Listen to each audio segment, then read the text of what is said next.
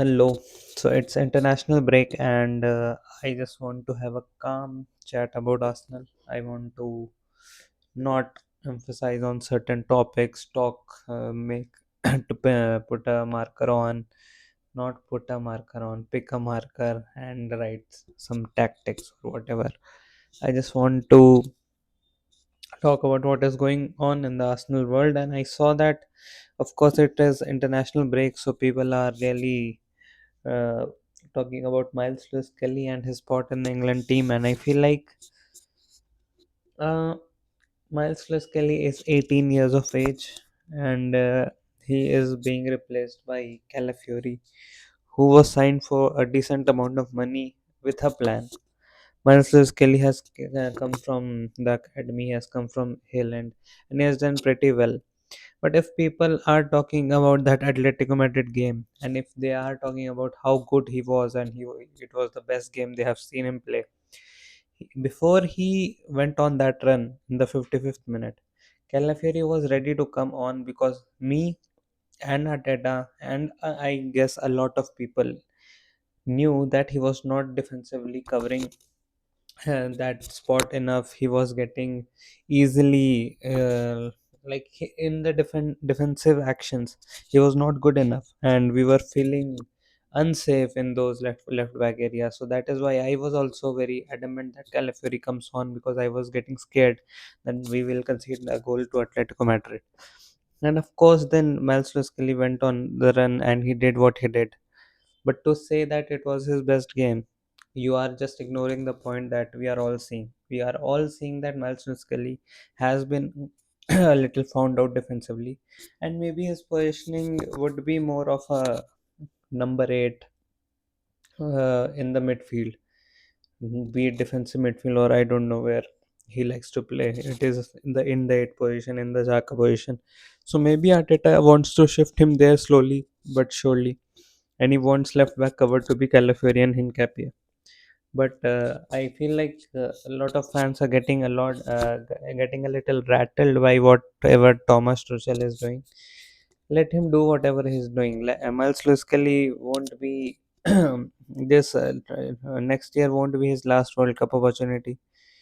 So he has a lot of time in his hands. So I don't know why you all are so much in panic. And as in, if I was talking to Miles Kelly, advising him about this situation, I would tell him to just calm down. You are 18 years of age. There will be 100 managers that will come and go for England, and you will get a lot of more opportunities. If Thomas Tuchel thinks that there are better left backs, so be it.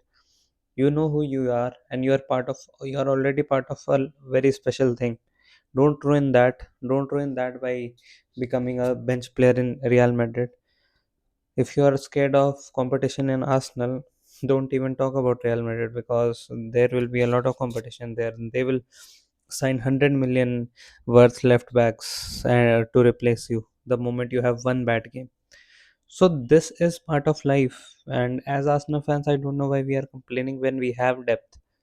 When we didn't have depth, we will be like, oh, don't have depth, we don't have depth. And now we have depth, we have senior players starting and junior players playing the supporting role. 18 years of age, by the way. It is not like Miles Scully is 25. He's in the peak of his career and Arteta is just like, no, I don't care about you, etc. It's not like a Zinchenko situation. If Mikel Arteta is starting you against Atletico Madrid, and your England manager says that, oh, you're not starting games, etc., it is not Arteta's fault. It is not Arteta's fault that he doesn't want you to play right now. It is his decision. He can take whatever decision he wants with Arsenal Football Club. He is not responsible for national call-ups of every single player. The exposure he got in last season, he did not need to have that much exposure, and that is why he will be found out going like in this season and coming seasons, and then he will have to grow even more. And there is a lot of journey left. There is a lot of improvements, there is a lot of learnings left for Miles Kelly to like basically become the player he would aspire to become. And to just be his fan and be so adamant about, oh, let's play him. Why are we playing Calafiori? Calafiori is 21 or 22, by the way. It's not like he is 30 years of age. That okay, Miles Lewis Kelly is the future. Arsenal Football Club will live with or without Miles Lewis Kelly. And this might sound very harsh, and this might sound harsh because I'm also not from London and I'm from far fetched area, and you'll say like, oh, you don't have the emotions attached to Hill. And I do have. I support Arsenal. I've been supporting Arsenal for 15, 20 years, and these years haven't been the best, so I have stuck by them. And I also love my Highland players. I love Noaneri, I love Downman, I even love the striker we have brought in, who I won't even attempt to pronounce his name. Harry Manus. Harry Man. I cannot. Anus. His name is Anus, but to say Harryman Anus is a little difficult. Yeah. And secondly, okay, this I made myself clear that I what I think about Miles Lewis. I feel like I obviously really rate him. Who won't rate him? But it is just that we need to calm down a bit. Like life is not getting going to get over in the next 30 hours where he won't play for England, etc. So calm down a bit. Eventually, he will get enough minutes. It's not like Calafiori is the fittest player in the world. It is not like we won't have 3 games every week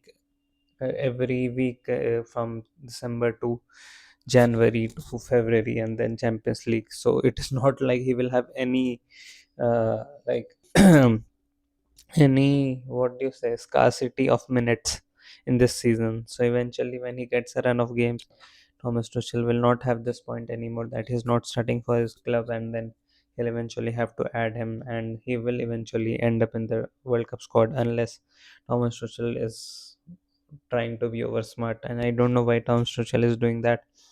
And we shouldn't dictate our decisions, our journey for Malus Kelly dependent on Thomas Tuchel. That oh, he will sign for Real Madrid now, he will sign for other clubs are coming for him. If you have talent, if you have good players, if you have the squad you have right now, people will come for you players.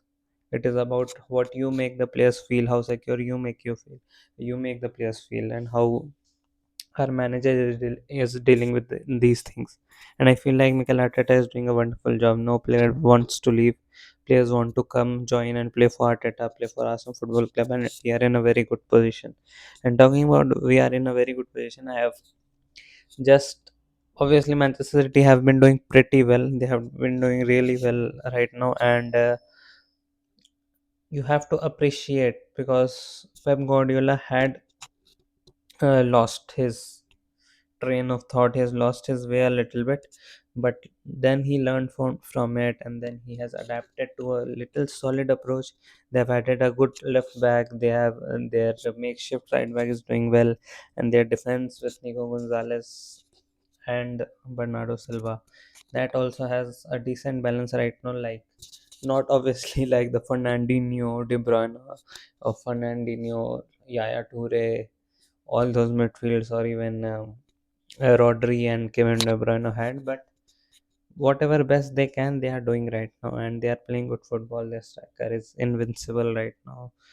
Foden is coming to form. Doku is doing really well throughout the season. It is not like he has been inconsistent. Obviously, he's not a goal scorer, so people will say he scored 1 goal whole season, etc. But he has been doing pretty well every game. From the right side, they have a little bit of issue, but they are managing things. And Mamosh will come, and they have bench strength that Manchester City will always have. So obviously, they are doing very well, and they might give us a great fight. But for people to talk about, oh, Manchester City are coming for you, and title race is on, and then you'll bottle it at the end. I see Arsenal fans hesitate because the rival fans just say, oh, you haven't done it before, so what gives you the confidence? uh, I would like to say that you will see when our 5 attackers are going to come very soon, when they are back in the team and we start rotating our team, we start boosting our depth, we start making every single player play 1 game every week, and we rotate that way. Madueke plays 1 game, then Saga plays, then Madueke plays, Eze plays one game, Trossard plays another, Martinelli plays the third. Fuck it. Odegaard plays one, Noneri plays one, Eze plays in the 10 in the other game. These sort of rotations, you will have three strikers. Carabao, Jesus plays, Havertz plays the Champions League, Gyökeres plays the Premier League, or whatever order you want that in. Jesus will obviously pick the Carabao only, and then you can rotate between Gyökeres and Havertz in the Champions League and the Premier League. Look at the amount of rotations we can make. And then the midfield might be the only place that lacks that rotation. But again, in the Carabao, you don't have to play Zoe Mendy. You can play Norgard, and you can play Merino. And you don't have to play Rice every game, because you have this Norgard option, and you have this Merino option. And then if you want to integrate Maslow's Kelly in the midfield, you can even try that in FA Cup games, etc. He's strong enough to hold himself in the number 8 position if you want to rest Declan Rice for a game or two. So look at the kind of rotations we can have in the full back position. Obviously, we have Ben White, we have Jordan Timber, we have left back positions. We have Maslow's Kelly, we have Calafiori, we have Hincapie, and Hincapie, Calafiori, uh, Mosquera, Gabriel, Saliba, even Ben White. All these players can play the centre back position as well. So you have at least three players in every position rotating. And if that starts happening, we will be as fresh as anyone. We will be as fresh as people who are not playing the European competitions. And then what will you do? You will eventually tire up. Manchester City cannot rest Nico Gonzalez, or if Rodri comes, they cannot rest him for even a single game. I don't think they can rest Haaland for a single game, even if it is a Cup game. I don't think they have a better winger than Doku or someone who can replace him. Savio isn't doing well in the other side. In the other side, they already have issues. Who do you replace Foden with? And who do you replace your centre backs with? Are your centre backs even fit? Will John Stones even be fit for the whole season? Is Ruben Diaz fit enough to play the whole season, 3 games a week? What is Guardiola's position? Where is your right back? Nico O'Reilly is young. This is his first season. What if people figure him out? What if he picks up an injury?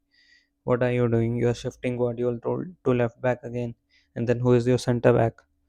What if Nico O'Reilly and John Stones get injured together?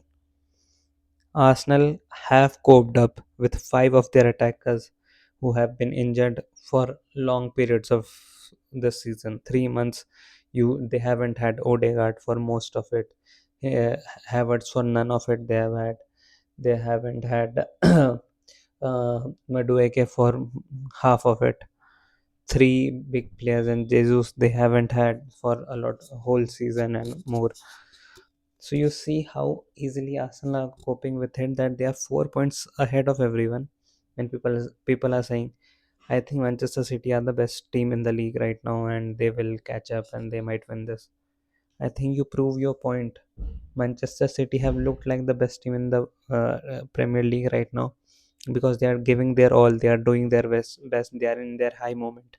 Arsenal haven't even started yet, and that might sound a bit biased, cocky, arrogant, etc. But I don't think we have even started yet. I don't even think that we have discovered the levels we can go at our full strength.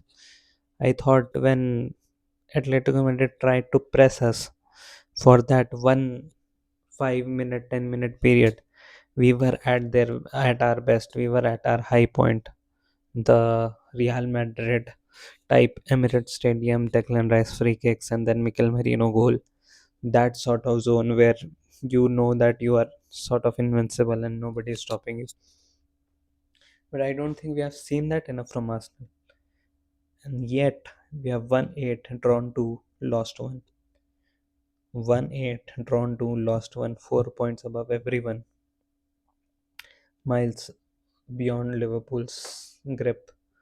Chelsea can come, they can play us, they can show at their home. If we go to their home, they can show their worth if they are up for the challenge or not.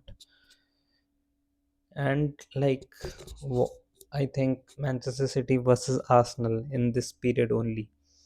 In that game, I don't even think we had Saka, and we lost Madueke after halftime or something. Something happened in that game, and we lost players in that game as well. We also lost Leva in one or two games against Newcastle or someone. And look at that. First half, timid, timid, timid, and I was the one who was making videos about Arteta is playing very cowardly and we deserve better after all these seasons of struggle and etc. He in that halftime talk, I think, changed the season. If that halftime 45 minutes doesn't happen, we don't win at Newcastle. We don't win our other games also, maybe. We don't even draw at Sunderland. We lose at Sunderland. Because we were 1-0 down, and we have been 1-0 down thrice or four times in this season. And the way we have picked ourselves up and then come to draw the game or win the game, that has been the absolute proof that we will not back down this season. We will not be scared of anyone this season. And we have improved. We have learned our lessons. And you know what people are saying?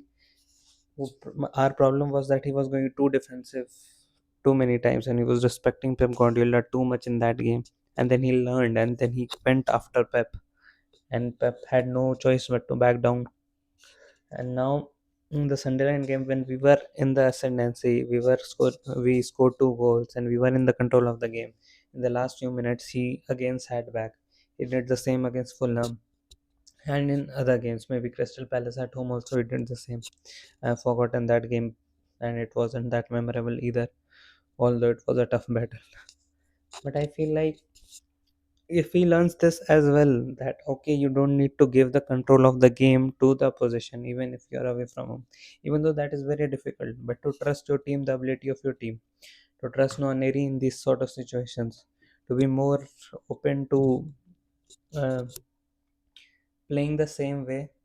I don't think he made too big a mistake to go defensive against Sunderland, because obviously they were at home, they were in the ascendancy, they are a good team, they're not that bad, they are third in the table for a reason. I feel like if he learns this lesson also, two of our draws in our 11 games would have taught us a lot more than whatever the 11 draws, 12 draws last season taught us. And that is big because Arteta is learning constantly and he does not want to leave anything behind in this season. He wants to give it all. He wants to learn from every single thing. And if you think that he is not analyzing that 10-15 minutes in Sunderland at Sunderland in this whole international break and taking his lessons from it, I don't think you know Mikel Arteta. And I feel like I obviously want to put my neck out there and say Mikel Arteta is the best manager in the world, and it is because who he is, with the potential of learning from his mistakes and the fact that he has shown this season that he is willing to learn from his mistake, be a little more, not be less rigid, if you might, uh, less rigid in his approach and more ready to learn. And if he starts learning and adapting, and then he has so much experience out of it, so many ups and downs in his first 6 years of managerial career, we have one of the best managers in the world right now, if not the best. For me, he is the best. Obviously, for you, he will be not. He won't be the best until he wins like six, seven trophies, etc. Obviously, Pep Guardiola, you might say, is the greatest manager ever. Obviously, but I'm talking about right now in this year 2025, in this season when 2025-2026 season is going on. I feel like Miguel Arteta is the best manager in the world, and very soon you will see that. Come Tottenham, come Bayern, come Chelsea. If we have even three of those five attackers back, you you will see Arsenal Football Club thrive, and there will be no stopping Arsenal Football Club. And I can take the humble route. I can be silent and watch, let it happen, then speak. But I really want to make a point right now that Arsenal are going to win the league. Arsenal are going to compete for the Champions League and most likely go to the final. Most likely, I feel like we are good enough to go to the finals unless we face Bayern or PSG in the semi final, and then it is like practically the final, but it is not. So those things can happen, like it happened last season. Like Arsenal and PSG were the most deserving teams to go to the final, but just because Barcelona were very weak defensively, that is why I'm saying that. But it happened in the semi-final only, and probably the Champions League was decided on that basis. But yeah, I just wanted to mm, get it on record that Arsenal Football Club right now, when everyone is appreciating Manchester City and then again discounting that Arsenal will not have the experience, Arsenal will bottle it, Arsenal will are scared now of Pep Guardiola, and you would rather chase than lead, etc., etc. Whatever the narrative is, I feel like we won't just win the Premier League this season; we will dominate, and it would be over by March. It would be over by March, and that is what basically I wanted to say. And yeah, not much more to say, I guess. So if you are actually watching this video, which I don't know if I expect or not, sometimes you watch my Arsenal video, sometimes you don't, and by watch I mean 200 views, by don't watch I mean 20 views. So at least I get 20 views every at a minimum, so that is fine.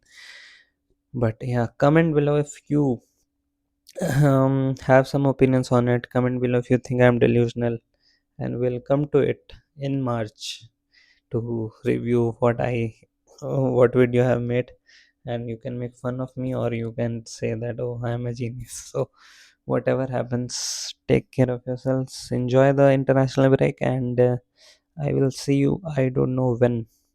Bye.